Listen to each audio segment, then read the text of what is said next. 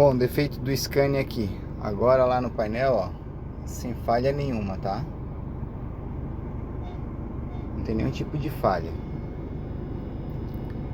Temperatura tá em 68 graus, ponto 4. Ele tá funcionando um certo tempo aqui, a temperatura já deveria estar mais alta, tá? Ele dificilmente está chegando à temperatura de trabalho ali nos 83 até 85 graus, certo? E ele não tá com falha, tá? Agora eu vou subir a rotação dele ali para uns 1500 RPM.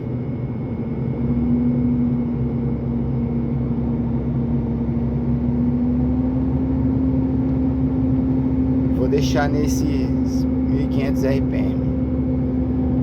Vou acompanhando a temperatura aqui. Chega em determinado momento que o motor ele dá tipo um corte e já acende a falha no painel. Mau funcionamento do motor, degradação do OPC. Por quê? Porque quando falha, e é o cilindro 2 que está falhando sempre aqui, ele reduz o torque. E aí a caixa ela está programada para trabalhar com um determinado torque. Como o sistema informou que o torque foi reduzido por causa da falha no cilindro 2, ele acaba gerando também a falha de caixa, degradação do OPC, tá? Mas isso é uma característica do sistema, né? A gente tem uma falha no motor que gerou uma segunda falha num outro sistema, que é a caixa de marchas. Porém, na caixa de marchas a gente não tem problema. Ele só informa que não vai conseguir mais atender todas as funções do OPC porque o torque do motor foi reduzido.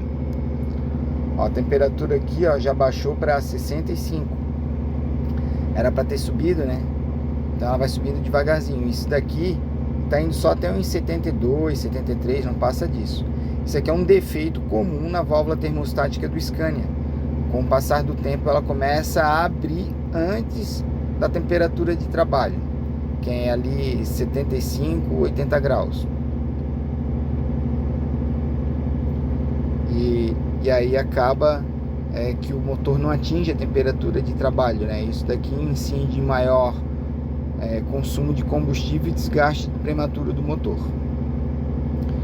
Então, ó, vou deixar aqui um tempo, tá? Ele geralmente uns 10, 20 minutos depois ele gera a falha.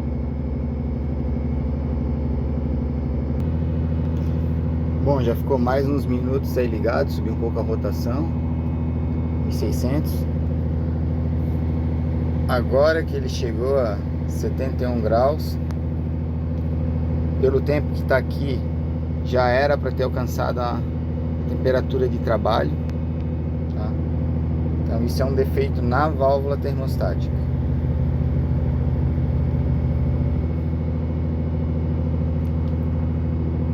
Estamos aqui aguardando, porque eu sei que em determinado momento ele vai gerar a falha do cilindro.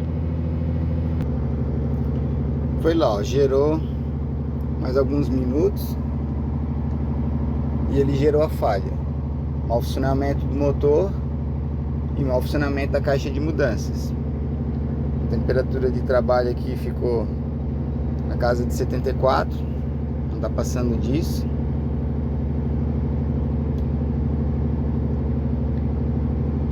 Ó, o mau funcionamento do motor e o mau funcionamento da caixa de mudanças, tá? Isso é uma falha aleatória no cilindro 2. Então ele fica acusando o cilindro 2, dizendo que o cilindro 2 ele perdeu rendimento, certo? E se tratando de sistemas de injeção, quando surge essa falha, o que a gente tem que fazer? A gente tem que garantir que a parte mecânica, que seriam os bicos, que eles estejam fazendo a função correta. Então precisa testar o bico. Por quê? Porque lá nós temos solenoide, nós temos válvula, tem algum tipo de regulagem lá que é para fluxo. Então tem todo um padrão que o bico tem que seguir para ele poder atender a solicitação do módulo de comando, certo? Então, num caso assim de uma falha aleatória, que é o que está acontecendo aqui no cilindro 2, primeiro tem que ver a questão da parte mecânica do bico. Tem que garantir aí que o bico esteja funcionando da forma correta. Vamos lá dar uma olhada na falha. Então tá ali, ó, injetor 2 presente, tá? Mau funcionamento do motor. E ele acaba deixando o OptiCruise lá em NC, que é o sistema de degradação do OptiCruise. Aqui no caso, ele diz que a perda de torque. Vamos lá ver o que diz a falha. Então aqui na caixa, né? A falha ali, ó. Mensagem CAN do torque do motor. Presente. Uma falha na caixa, mas por quê? Porque devido ao injetor 2 está dizendo que não está conseguindo manter a potência do cilindro, houve uma redução de torque. Se houve uma redução de torque, a caixa trabalha com mau funcionamento, porque ela vai trabalhar fora do torque que ela foi programada, certo? Então, aqui no caso, né, os bicos já foram testados e nós sabemos que não há um problema no bico. E ele, inclusive, ele chegou na oficina gerando a falha no injetor 2. Realmente estava lá a falha, ele chegou, ele estava falhando.